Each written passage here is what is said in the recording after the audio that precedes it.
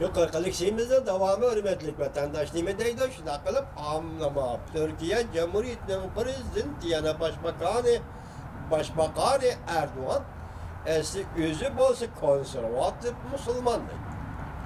Bütün dünya Müslümanlarının menfaatini koğdaydıgan obrazını yaratıp geldi. Türkiye'nin rehberi Prezident Erdoğan Rohingya Müslümanlarını bastırgan Birma hükümetini katlık tenkit kılgan.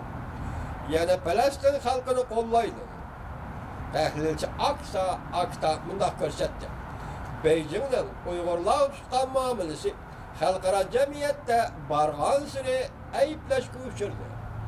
Bundaq vaziyet Ankara tarafından aşkar ispadı bildirişki kıstedi. O mındak görsetti. Bu mesele halkaralaşkan meselege aylandı. Yani Uygur meselesi halkaralaşkan meselege aylandı.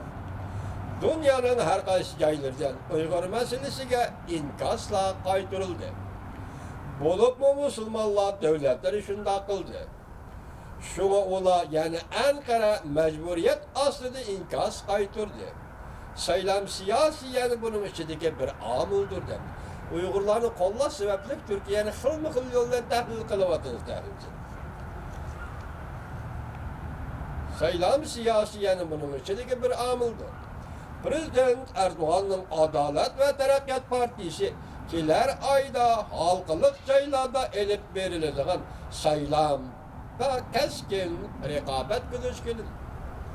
Tahlilçiler mındak dedi, Uygurlarını horlaş, ve keçirinler, Uygurlarını kollaş, dini itikadı güçlük bulgan konservatif sayılıgıçılarının yaxşı hissiyatına, yaxşı təsir kılıştığını ibaret.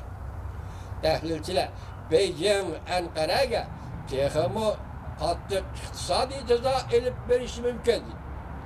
Türkiye, Cungo çivrasıdır ki, Türkiye bolsa, keçirinler, Cungo çivrasıdır ki, Uygurlar için kökrek girip oturgu çıktı. Nihayet objektif bolgan bedel düleşke elip gelişi mümkün mü Türkiye'nin yani Uygurların kolunu kaldırmak için Xitay tarafından eğer bedel dönüşü mümkün mü?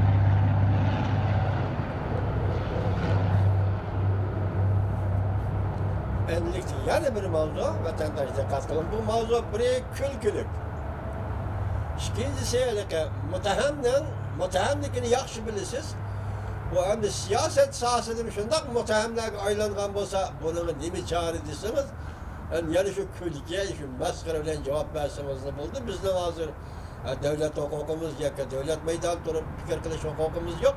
Hem de Cumhur'un bu kılığını külkiye ki maskara aralış yaptı, maskara aralaş baha basar. Mesela ne mi değil?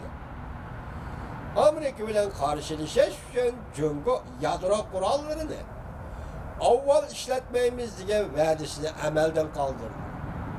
Mavzuda haber ikinci ayının 13. günü erkinlik vakt gizlide ilan kılındı.